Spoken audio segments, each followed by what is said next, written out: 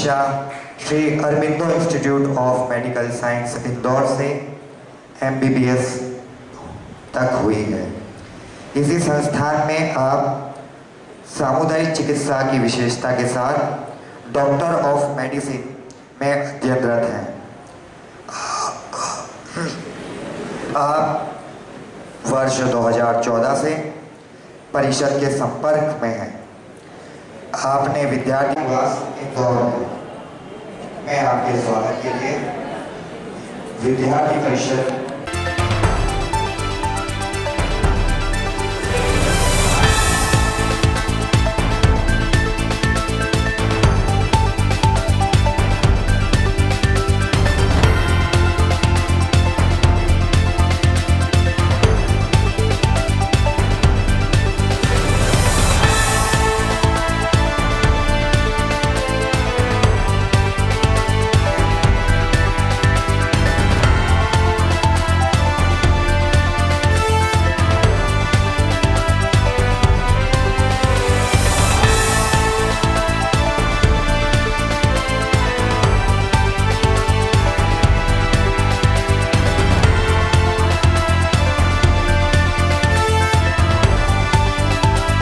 हमारे समक्ष पधारे हुए हम सभी युवा तरुणाई, युवा जोश के प्रेरणा पुंज आदरणीय डॉक्टर हमारे राष्ट्रीय महामंत्री अखिल भारतीय विद्यार्थी परिषद के वीरेंद्र सिंह जी सोलंकी का हार्दिक हार्दिक स्वागत एवं वंदन करता हूँ।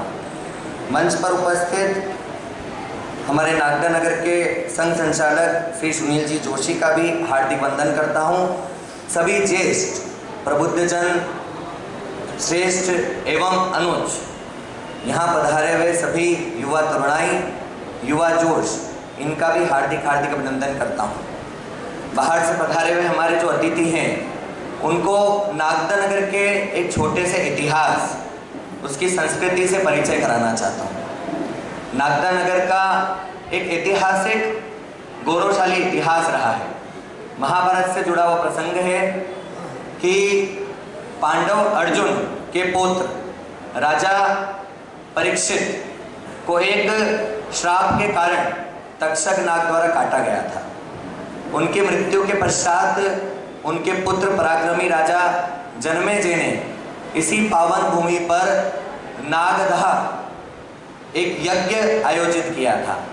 इस यज्ञ में ब्रह्मांड की समस्त विभूतियाँ आकर के एक एक करके यहाँ पर आहुतियाँ उन्होंने दी और उस आहुति के प्रताप से इस संसार के जो सर्प नाग थे वो एक एक करके इस हवन कुंड के अंदर गिरते जा रहे थे। जब लगा कि इससे पूरे संसार पर विपत्ति आएगी तो देवताओं के विनय पर इस यज्ञ को रोका गया था और उसी नागदा यज्ञ के कारण हमारे इस गौरवशाली नगर का नाम जो है वो नागदा रखा गया है।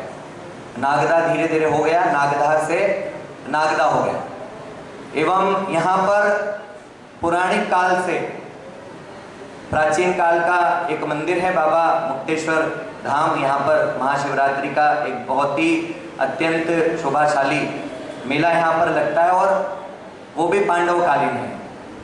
अगर हम ये इतिहास की बात करते हैं, किंतु अगर हम वर्तमान की बात करते हैं तो वर्तमान में यहाँ नागदा नगर में स्टेपल फाइबर की एशिया की नंबर 1 औद्योगिक इकाई है। आदित्य बिरला ग्रुप द्वारा संचालित ग्रेसिम इकाई के नाम से हम इसे जानते हैं। लगभग 4000 श्रमिक यहाँ पर कार्य करते हैं और ये नागदा की एक जीवन रेखा है और इस जीवन रेखा के कारण इस नागदा को मिनी इंडिया के नाम से भी जाना जाता है। जब यहाँ पर छठ पर्व होता है तो ऐसा लगता है कि पूरा बिहार यहाँ पर उतर करके आ गया है। जब यहाँ पर माँ काली की पूजा होती है तो बंगाल का दृश्य दिखाई देता है। जब यहाँ पर दीपावली और होली मनाई जाती है तो ऐसा लगता है कि गुजरात और मध्य प्रदेश और राजस्थान का संगम यहाँ पर हो गया है। बिरला मंदिर यहाँ पर एक बहुत ही सुंदर एक दृश्य उत्पन्न करता है जहाँ पर पूरे भारतवर्ष की झलक हमें दिखाई दे जाती है। नागदा नगर से कई राजनीतिक हस्तियां राष्ट्रीय स्तर पर अपनी पहचान बना चुकी है। नागदा नगर के जो खिलाड़ी हैं उन्होंने भी अपनी एक अमिट छाप जो है यहाँ पर छोड़ी है। अखिल विश्व से पधारी अलौकिक जो भी यहाँ पर विभूतियाँ हैं वो समय समय पर यहाँ पर संगोष्ठी जिसका विषय विकसित भारत 2047 है में पधारे हुए सभी महानुभावों को मैं एक बार पुनः हार्दिक अभिनंदन करता हूँ, शुभकामनाएं देता हूँ एवं स्वामी विवेकानंद जी के इस ध्येय वाक्य से अपनी वाणी को विराम देना चाहूँगा कि उन्होंने युवाओं से कहा था, उठो जागो और तब तक मत रुको जब तक अपने लक्ष्य की प्राप्ति ना कर सको। बहुत बहुत धन्यवाद। जय हिंद, जय भारत। जहाँ होते हैं वही राष्ट्र अमर होता है। इसी विचार को आत्मसात करते हुए मैं राष्ट्रीय स्वयंसेवक संघ के माननीय नगर संचालक श्री सूर्य, जबकि युवा उम्र से तो होता ही है, लेकिन वास्तव में युवा का जो है उसका मापदंड उसकी सोच से और उसकी कार्य पद्धति से होता है। एक व्यक्ति 20 साल का व्यक्ति जो केवल भाग्य के भरोसे घर पे बैठा हुआ है और यह सोचता है कि अब तो कुछ जीवन में हो ही नहीं सकता है, तो वो 80 साल का भी हो जाए या 15 साल का भी हो जाए या 50 साल का भी हो जाए और वो 18 साल का भी है तो वो व्यक्ति युवा नहीं। हमारे यहाँ स्वामी विवेकानंद जी चले, विश्व शिकागो में हमको सबको मालूम उन्होंने ऐतिहासिक भाषण दिया।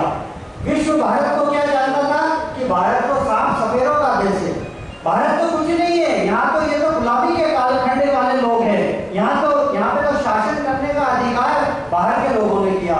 लेकिन स्वामी जी के जब मन में यह प्रश्न उठा कि नहीं, मैं वहाँ जाकर विश्व को बताऊंगा भारत की संस्कृति के बारे में। जब वो वहाँ जाते हैं, एक भगवा वस्त्रधारी पहनकर वहाँ पे जब खड़ा होता है, 3 दिन बाद उसका जीवंत वहाँ भारत के जो दर्शन के बारे में मालूम ही नहीं था।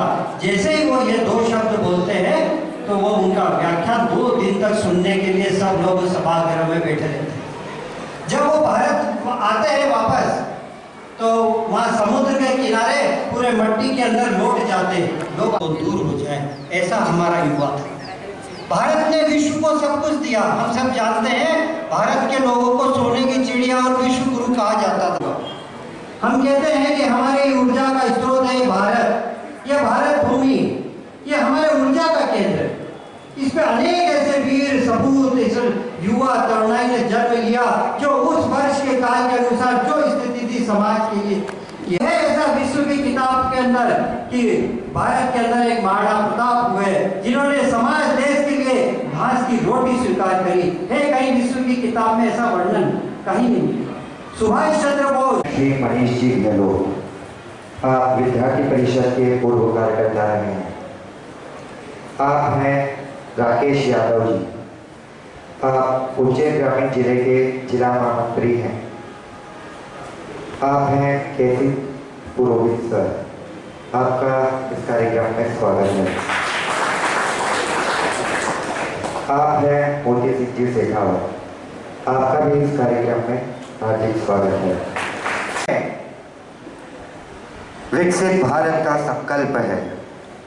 मैं अत्यंत गौरव और संपूर्ण आदर के साथ विद्यार्थी परिषद के राष्ट्रीय महामंत्री डॉक्टर वीरेंद्र सिंह सोलंकी जी को आमंत्रित करता हूं कि वे आए और अपने ओजस्वी विचारों से इस सभागार में तमाम उपस्थित युवा शक्ति में विकसित भारत 2047 के महासंकल्प